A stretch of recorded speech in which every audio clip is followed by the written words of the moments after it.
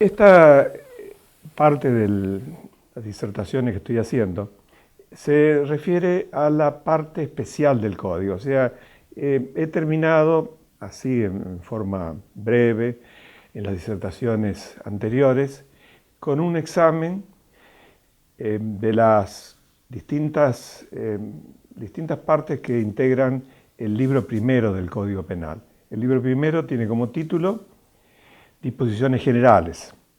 Y ahora voy a hacer un análisis del libro segundo. El libro segundo se refiere a los delitos, o sea, es el catálogo de los delitos y sus respectivas penas. Este capítulo lo titulé Análisis General de la parte especial.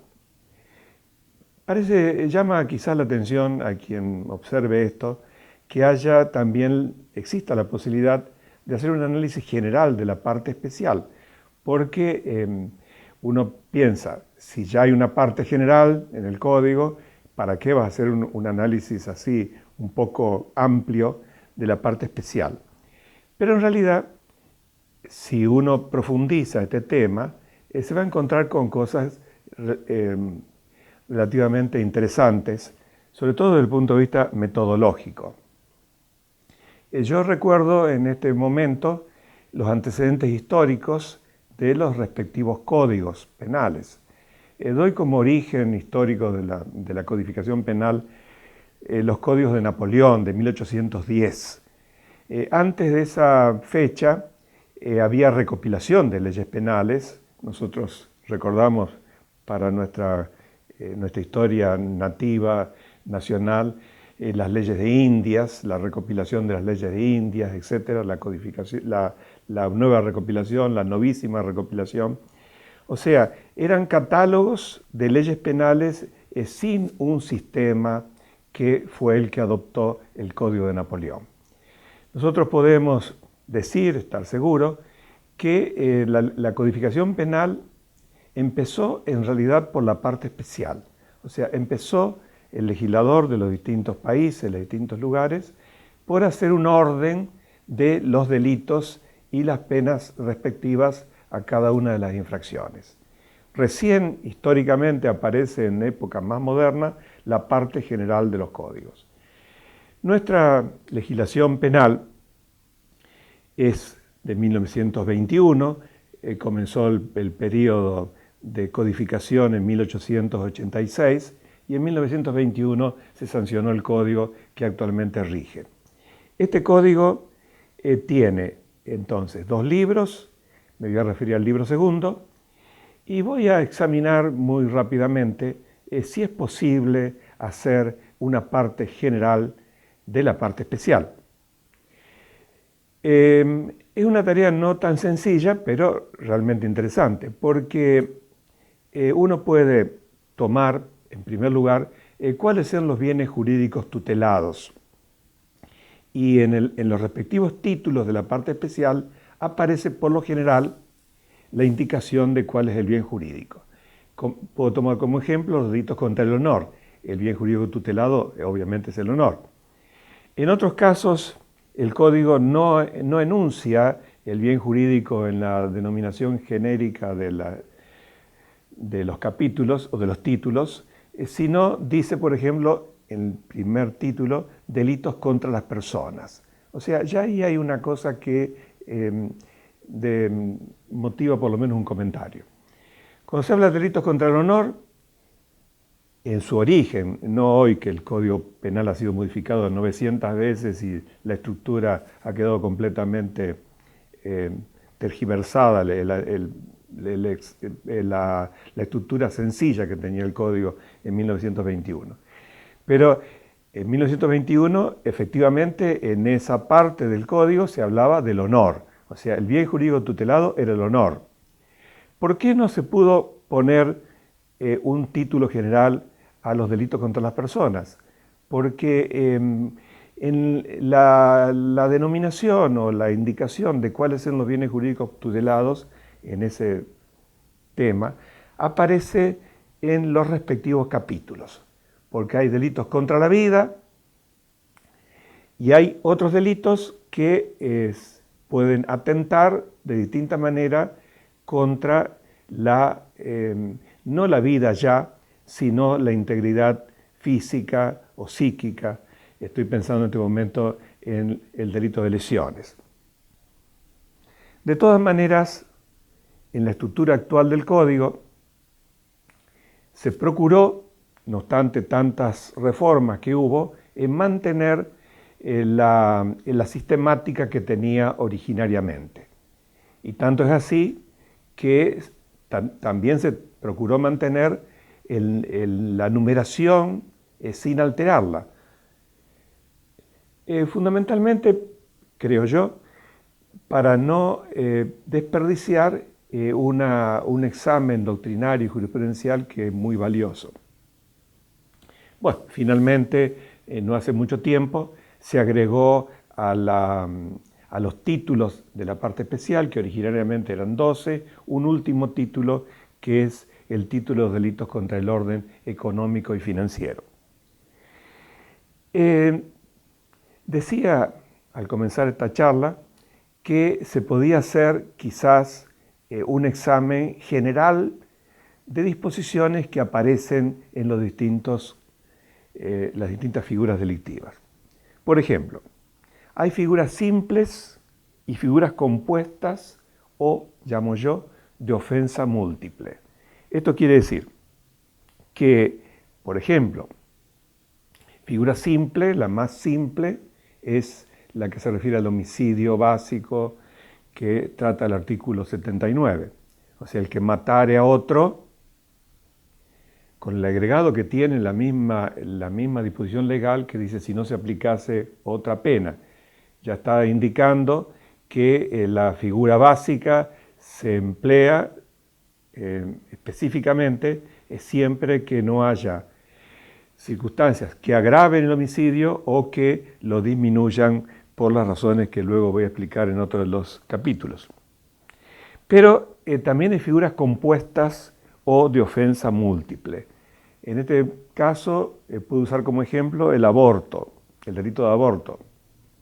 El delito de aborto tiene distintas maneras de regularse en el código y en algún caso contempla con mayor severidad el aborto practicado sin el consentimiento de la mujer encinta y en otros casos con su consentimiento.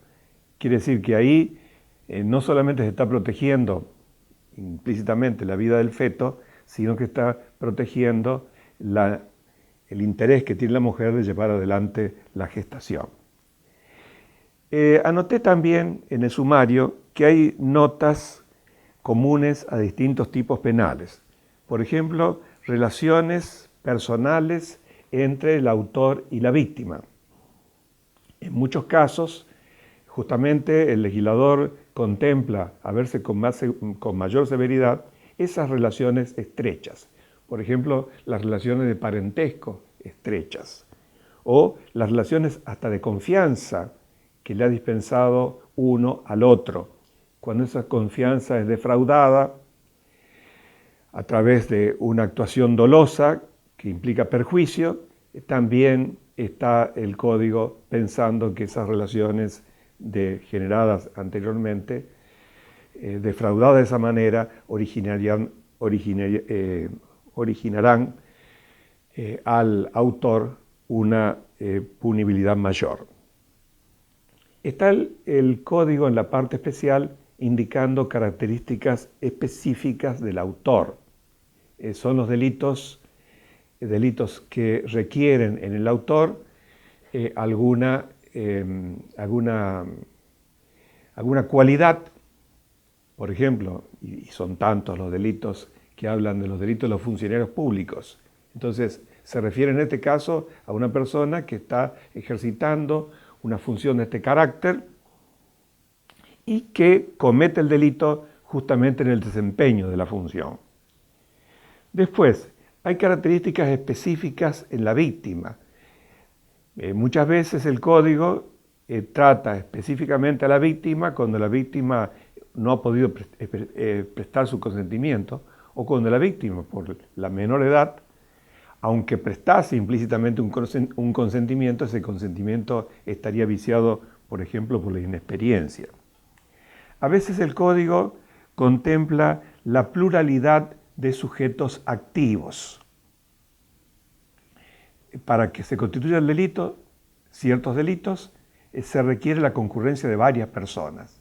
Y aquí también es interesante señalar que en la legislación penal especial, en los distintos artículos de la parte especial y los distintos artículos de las leyes penales especiales, se modifica específicamente por el legislador aquellas disposiciones generales relativas a la participación criminal. En otras palabras, el legislador transforma en autores punibles, todos, cuando hay una actuación plural, a sujetos que, si no existiesen esas normas, serían partícipes, aplicándose en su caso los artículos 45 y 46 del libro primero. Otras circunstancias están castigando más severamente el abuso. Otras circunstancias son circunstancias de modo, tiempo y lugar. Por ejemplo, el uso de armas. El uso de armas está contemplada como circunstancia agravante en distintos tipos penales y además como una agravante específica ahora, modernamente, en un agregado a lo que originariamente era el artículo 41 del Código Penal. En otros casos, la ley expresa concretamente la finalidad, con algunas frases que son expresivas en este sentido. Luego me voy a referir más específicamente al uso de preposiciones que indican finalidad como por o para. Otras figuras penales se refieren al peligro, o sea, están contemplando la posibilidad de punir a alguien que aún no ha realizado un resultado, no ha concretado con su acción un resultado, sino que ha puesto en peligro los bienes jurídicos. Entonces, hay circunstancias de peligro, por ejemplo, en el caso de la tentativa, ya lo dice casi expresamente el Código, y hay circunstancias también de peligro común, o sea, cuando el autor con su acción pone en riesgo los bienes jurídicos generales, o sea, no específicos de una persona. Se habla en varios artículos de las acciones punibles realizadas en despoblado o en banda. Y bueno, si uno hiciese, o si el legislador hiciese un examen y pusiese en una manera más sistemática todas estas circunstancias, se podría hacer un código penal que quizás sería más complejo que nuestro código penal, pero hay ejemplos en la legislación comparada donde la labor de individualizar el hecho y la pena es bastante difícil y compleja porque existen tablas de circunstancias agravantes y atenuantes. Nuestro código afortunadamente no ha seguido ese parámetro, aunque las distintas reformas han hecho de que el juez no tenga una tarea tan sencilla en hacer esa individualización. En el sumario de esta charla puse también resultado y pena, porque efectivamente el resultado tiene importancia. Si es un resultado más grave o más leve, tiene importancia en la punibilidad. Por ejemplo, en el delito de lesiones. Las lesiones pueden ser leves, graves o gravísimas, conforme al resultado. Lo que está demostrando que es imposible desatender a lo que la doctrina llama disvalor de resultado, contrariamente a algún grupo de penalistas que están poniendo el acento en lo que llaman disvalor de la acción. O sea, entre disvalor de la acción y disvalor del resultado, privilegian el disvalor de la acción a los efectos de la punibilidad. Pero en nuestro código eso sería imposible porque nuestro código está no solamente reflejando la gravedad de la actitud subjetiva, sino también la gravedad del resultado. Por último, en esta sección voy a hacer una breve mención a la lingüística del catálogo de los delitos. Como todos sabemos, es imposible elaborar una frase en idioma castellano o en cualquier idioma que no contenga un verbo, porque el verbo indica la acción. En el Código Penal aparece necesariamente en cada artículo el verbo. Y hay algunos tipos penales donde no queda ninguna duda. Esto de no queda ninguna duda es relativo, porque en todo es posible hacer algunas indagaciones más profundas. Pero aparentemente no queda ninguna duda que en el artículo 74 el verbo típico es matar. Pero en algunos hechos que son más complejos y que el legislador trata de cubrir todas las acciones que considera por lo menos peligrosas, aparecen en la legislación penal el uso de muchos verbos. Un ejemplo es justamente este título que recién mencionaba, fue incorporado recientemente, de los delitos contra el orden económico y financiero. Porque en el caso del lavado de activos, el artículo que se refiere a este supuesto emplea gran cantidad de verbos. Y para no dejar ninguna zona de impunidad, utiliza una fórmula que abarca cualquier otra manera de conducirse que sea equiparable a los anteriores. En todos los tipos penales aparecen también los sujetos. A veces el sujeto activo está implícito, no tiene ninguna característica especial, y el sujeto pasivo tampoco tiene características especiales. Siempre me refiero al delito de homicidio de 79 porque es el más simple. Cuando dice el que matare a otro, está pensando en cualquier persona que mate. Y cuando se dice otro, está pensando a un ser humano que tenga vida.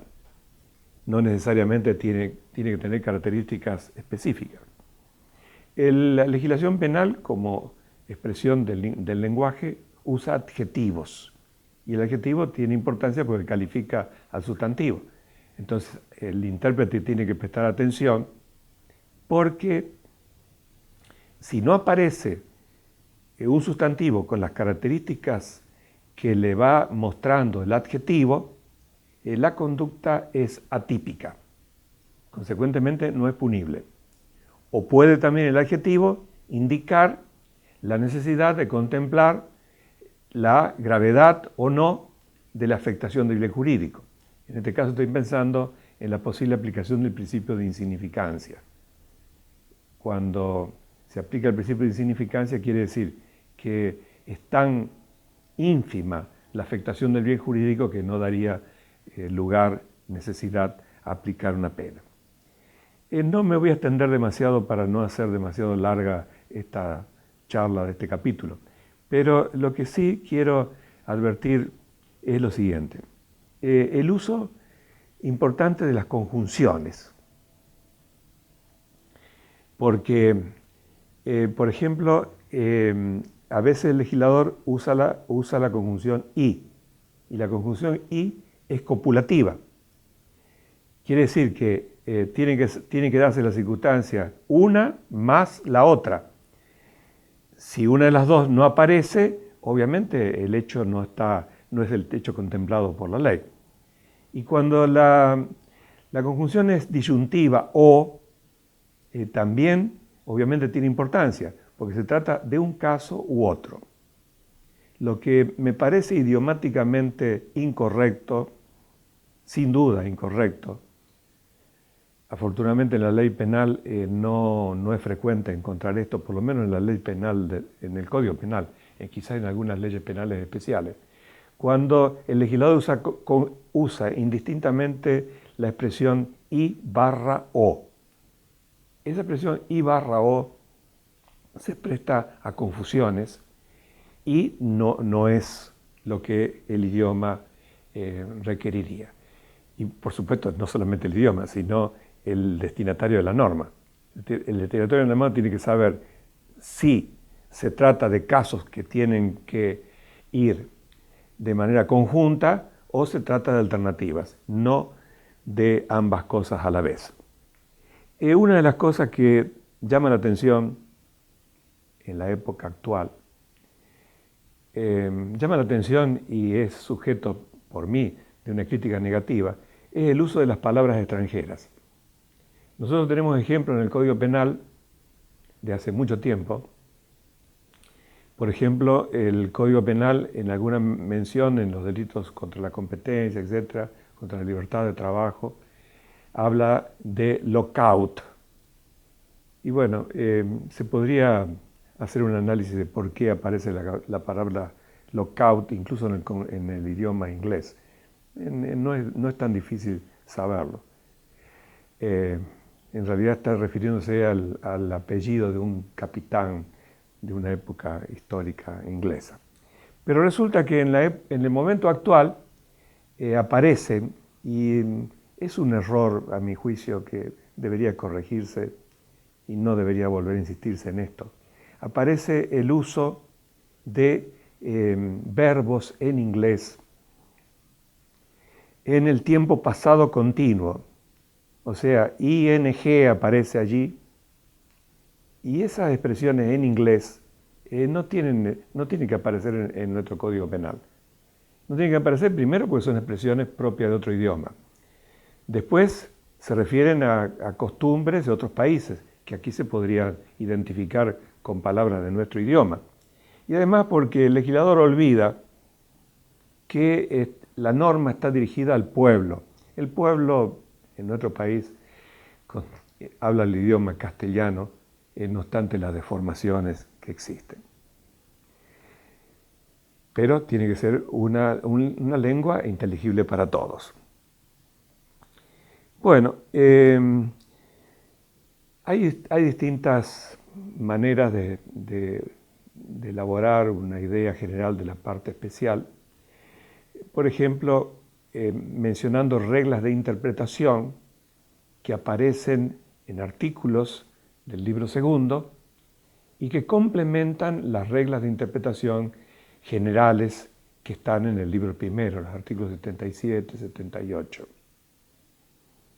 Entonces, el intérprete de la ley argentina tiene que hacer un trabajo bastante minucioso, porque tiene que contemplar tanto el tipo penal en que esté aparentemente inserto el hecho que está analizando o juzgando, y también tiene que analizar la manera en que se interpretan las palabras que allí se usan a la luz tanto del texto que está analizando concretamente como de lo que dice el Código Penal en la parte general en aquellas reglas de interpretación obligatoria. Eso se llama en doctrina interpretación auténtica, o sea, es la interpretación que hace el legislador, y por hacer el legislador y figurar en la ley, es la interpretación a la que debe atenerse la persona que está analizando la norma. Con esto entonces termino este capítulo.